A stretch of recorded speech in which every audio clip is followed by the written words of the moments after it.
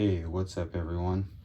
I'm just gonna make a quick video here. Well, I guess it might not be super quick, but I have entered now into just about the end of February. We're into the last week, and it's time to start getting some seeds going for things to be ready to go for around May. Some peppers you don't need quite this long, but a lot of the varieties that I'm going to be growing are super hots, so they generally tend to need a little bit of extra time. Usually 10 weeks is a pretty safe bet. So what I got here is a bucket of some soil. It's mostly sphagnum. There is also a little bit of perlite, tiny little bit of sand and stuff, not much of anything in organic matter that has nutrients and stuff. It doesn't really need that until they start kind of going. Bottle for misting for afterwards. My little trays or capsules or pods or whatever you want to call them. Some tape and a marker for marking everything as such, because if you don't do that, it's good to maybe even sometimes on the lid or a piece of paper mark down the grid of what you're doing, because I'll be doing 2 of one kind, 2 of another kind, 2 of another kind. So just so that I don't get things mixed up, always good to kind of just take a second and mark things out. The only reason I have the chopstick here is because once the seeds sit on the top, it's good to use something like that or the end of a pen or something like that, just to kind of poke everything down into the soil a little tiny bit. Just kind of, you don't want to use your fingers so much. It's a lot easier if you use this and you just kind of dab them in, or even if you have to, you can kind of poke them in a tiny little bit and move some of the other soil on top. And you can always use those seed trays that you can buy. I do have some of them, but I find some of the things, especially peppers, sometimes some of the sprouts get a little tall fairly quickly. So I like using these Rubbermaids. It's basically the exact same size. I can fit those 8 trays into the bottom of this pretty much absolutely perfect. And it just gives them the little bit of extra height. So that way, if they do start getting tall a little quickly, I don't have to worry about them getting crunched up against the top or anything like that. Once you do get a significant amount, I would say anywhere from about 1/3 to 1/2 of the things already sprouted up. At that point, it's okay to start giving them a little bit more air, or even if you have one of those seed trays, take the lid off.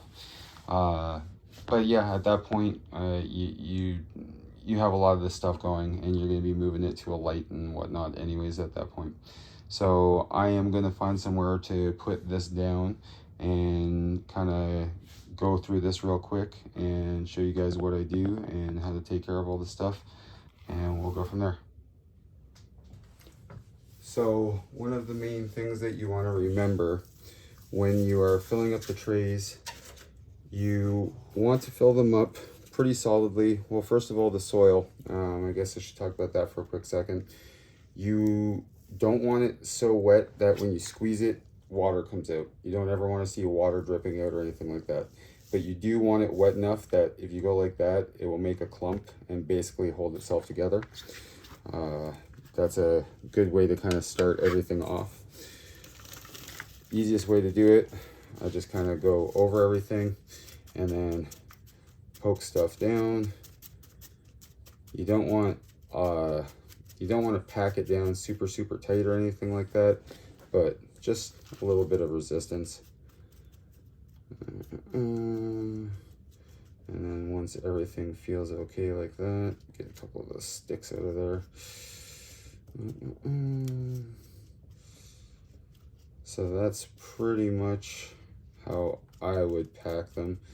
You just want it kind of, again, you don't want it to be packed down really hard, but when you're pushing with your finger, you want that resistance. You still want it to feel like it's fairly solidly packed. And that's just because if you pack it too loosely, things are going to either dry out really quick, or you have a way better chance of getting mold and stuff like that moving into some of the air gaps. Never a good idea. So that's basically what I do with each one of them. I'm just going to go through these real quick and do all of those, and we will go on to actually planting some seeds.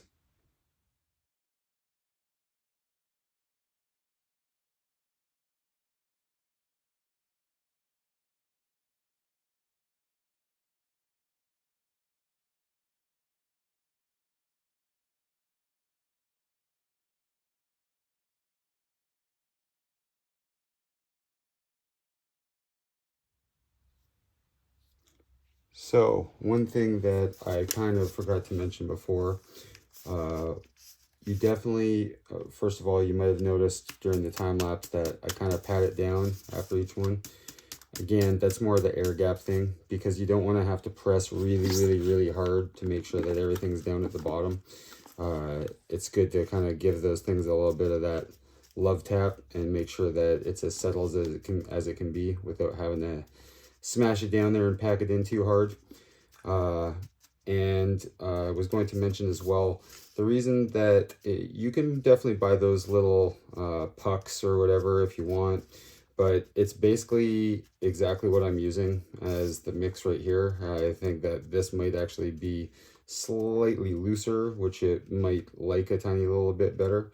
But regardless, the reason that I like using these cells, the tall, skinny ones, instead of the small things, at least for the peppers, is peppers really like to grow vertically. Their roots, they like going tall and, well, I guess deep, you would say. They don't really, they do definitely get radial roots that go out as well, but the large majority of what's going on is it tries to bury itself as deep as it can, and it goes very up and down. So I just find that these work out a little bit better, especially if you, again, with the super hots, some of them will start coming up within that kind of 6 to 8 week, but most of them it'll be more of like a 8 to 10 week. So I like having the taller stuff, because then if for some reason things have started a little bit quicker or anything like that, they'll still be able to keep on doing their thing while the other stuff has a chance to kind of start catching up or get to the point where I want to start breaking the cells out. Worst case scenario, you can always just pop the one out. Usually by then they're packed enough and they're solid enough that if you kind of just give it a little bit of squeezes on the side, you kind of give it a little bit of push as you're pulling up, the whole cell will usually slide out on its own, and you can kind of separate them if you really need to. You can even use scissors and kind of just cut through and leave the separate ones out on their own and stuff. But it's, again, they like growing this way, so I like giving them the ability and option to. And again, it just kind of saves, if and when any of them are trying to play catch up, you don't have to worry so much, because the other ones have the time and the ability to do that, while the other ones keep on growing tall and burying themselves deeper and getting more root. So yeah, I'm going to go and grab some seeds now, and we will start planting some seeds and go from there. Okay, so you can see that I have a few seeds in each one. There are some people who only put one seed in each one or two seeds in each one. I like kind of giving everything the best chance possible. So I tend to just kind of do that. You want all the seeds about a 1/4 inch or so down under the soil. You don't want to bury them super deep, but you don't want to leave them right at the surface either. Worst case scenario, like I was about to say there, if a bunch of them end up starting to grow, then you can always pick out the runts. If you don't really care about that, you can always transfer some of them. You can pluck out a few of the extras and put them in some other soil. By that point, there should be enough of a little tiny kind of baby taproot coming off the bottom that you should be able to do that, no problem. And yeah, like I was saying before, you don't want to just bury these super deep in, but you just kind of want them deep enough that they're going to stay covered by the soil, and everything will give it its best chance to stay happy. This is another reason why I like the chopstick or a pen for doing this kind of stuff, because you don't make a big gigantic mess. It's nice for just kind of poking the seed itself in, and the seeds are tough enough that it'll take it no problem.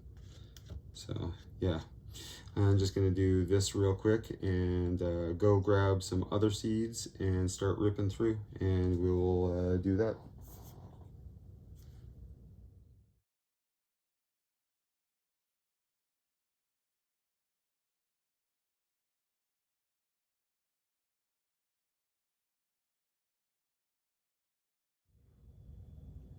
All right, so we've got 2 rows of lemon drops, 2 rows of a orange habanero hybrid, and I actually ended up doing a whole whack of monkey face. I got a ton of seeds. They're pretty big peppers. You get a lot of seeds from them. So I decided to do those as my first batch of stuff. Right now I'm just going to use my mister thing. You can see in there. I'm just going to use my misting thing. And I'm just going to give everything a really nice misting over the top layer. And make sure it stays really nice and wet. And I like that it gets the sides of the bin nice and damp too. And actually I usually, the top of the lid, I will give it a really quick spray as well, just before I put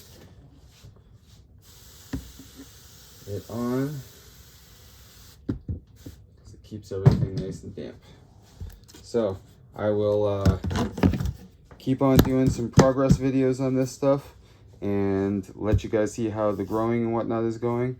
Until then, I hope everybody's getting ready to get their garden going and stuff, and we will all talk again very, very soon. Cheers, guys. Have a great day.